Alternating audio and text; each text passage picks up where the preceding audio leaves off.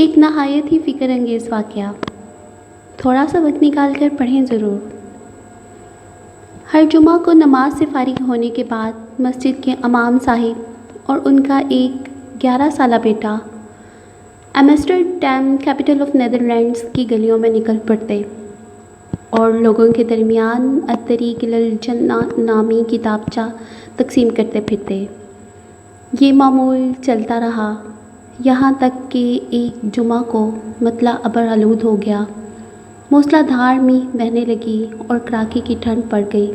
بچے نے بہت سارے کپڑے زیب تن کر لیے تاکہ اسے سردی کا احساس نہ ہو سکے، اور اپنے والد سے گویا ہوا، ابا چلیں میں تیار ہوں۔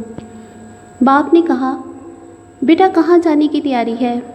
بیٹے نے جواب دیا، ابا جان کتابچوں کی تقسیم کاری کا وقت ہو چلا ہے۔ باپ نے کہا، بیٹا آج موسم کافی ٹھنڈا ہے، بارش بھی ہو رہی ہے، آج موقف کرتے ہیں۔ یہ سن کر بیٹے نے حیران کر دینے والا جواب دیا اور کہا، ابا جان بہت سارے لوگ تو دوزخ کی طرف بڑھ رہے ہیں۔ باپ نے کہا، بیٹا اس موسم میں نکلنا ٹھیک نہیں۔ بچے نے کہا، اچھا ابا جان مجھے اجازت دیں، میں اکیلا ہی چلا جاتا ہوں۔ باپ نے کچھ تردد کے بعد کہا، اچھا ٹھیک ہے، احتیاط سے جاؤ۔ 11 سال کا یہ بچہ جذبات سے لبریز باپ کو شکریہ کہتے ہوئے نکل پڑا۔ اس عمر کے بچے عموماً لڑکپن کی خرمستیاں لوٹتے ہیں، لیکن یہ ننھی سی نوخیز کلی آفاقی ذہنیت کا شہکار تھا۔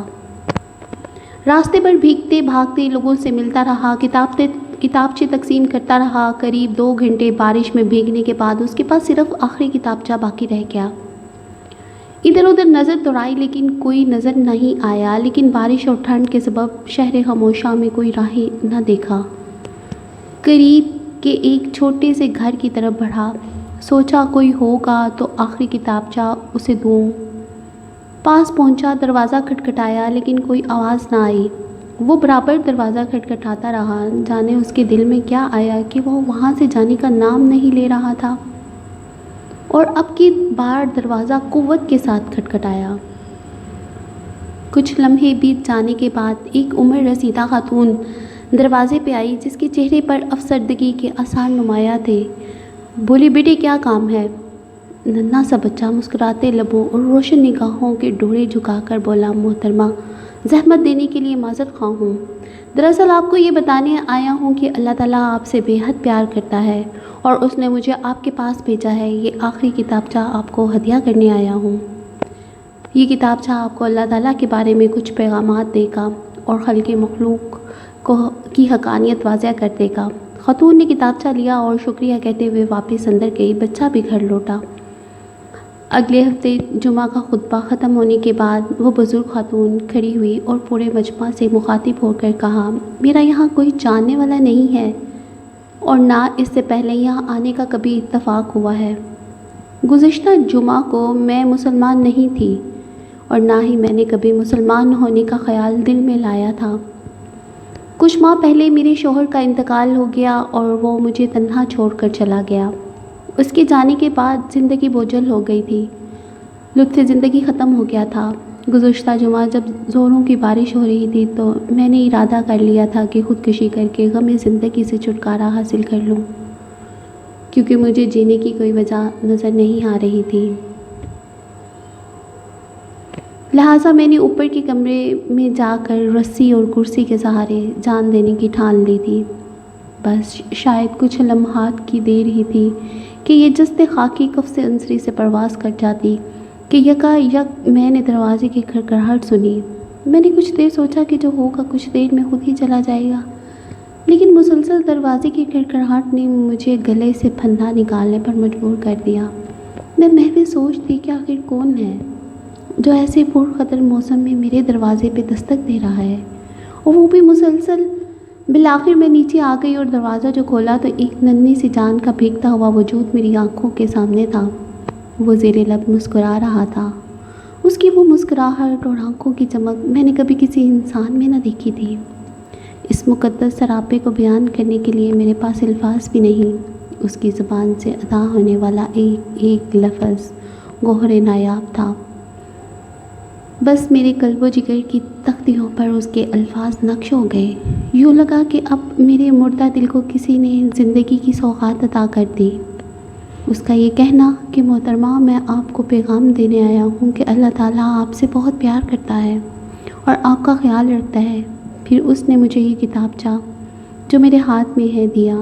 میں نے دروازہ بند کیا اور نہ چاہتے ہوئے اس کتاب کو کھولا۔ پھر جب کتاب کو پڑھنا شروع کیا، آنسوؤں سے میری آنکھیں ڈبڈبا گئیں۔ میرے اندر ایک انقلاب برپا ہو چکا تھا۔ میں جان گئی تھی کہ اللہ تعالیٰ مجھ سے واقعی بہت پیار کرتا ہے۔ میں نے کرسی اور پھندا پھینک دیا کیونکہ اب مجھے سہارا مل گیا تھا۔ اب مجھے زندگی کی قیمت سمجھ میں آ چکی تھی۔ آج میں خود کو خوش قسمت سمجھتی ہوں کہ میں نے اپنے مالک حقیقی کو پہچان لیا۔ اس کتاب پر دیے گئے پتہ کی وجہ سے میں یہاں پہنچ سکی ہوں۔ میں آپ کا شکریہ کرنے کے لیے یہاں آئی ہوں۔ میں اس چھوٹے فرشتے کا شکریہ ادا کرنا چاہتی ہوں جو مسیحا بن کر مجھے دوزخ کے دہانے سے بچا لایا ہے۔ مسجد میں سب لوگوں کی آنکھیں اشکبار تھیں۔ تکبیرات کی صداؤں سے پوری مسجد گونج اٹھی۔ اللہ اکبر، اللہ اکبر۔ امام صاحب جو اس ننھے فرشتے کے والد تھے، ممبر سے اتر کر پہلی صف میں موجود اپنے لختے جگر سے چمٹ گئے اور زور زور سے رونے لگے۔ انہیں احساس ہو چلا تھا کہ اس مجمع میں اس جیسا کوئی خوش قسمت باپ نہیں جس کا بیٹا اصلی ہیرے موتی چن رہا ہے۔ اسے یہ بھی محسوس ہو رہا تھا کہ میں نے مجبوری بیان کی تھی، لیکن اس کے بیٹے کے اندر لوگوں کی ہدایت کے لیے ایسے جذبات ہیں کہ اب وہ شرم محسوس کر رہا تھا۔ واقعہ تو ختم ہوا، البتہ ہمارے لیے اس میں اہم اسباق ہیں۔ ہر کوئی اپنے آپ سے یہ سوال کر لے کہ کیا ہم نے کبھی اس طرح لوگوں کو آگ سے بچانے کی کوشش کی ہے؟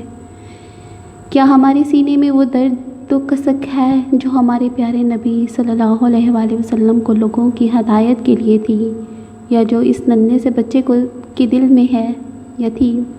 کیوں نہ ہم عہد کر لیں کہ جہاں جیسے جب بھی موقع ملے اپنے محدود وسائل کو بروئے کار لا کر دعوت دیں، لوگوں کو اللہ سے جوڑ دیں اور اس فریضے کے ساتھ جڑ جائیں۔ اللہ تعالیٰ ہم سب کو توفیق عطا کرے، آمین۔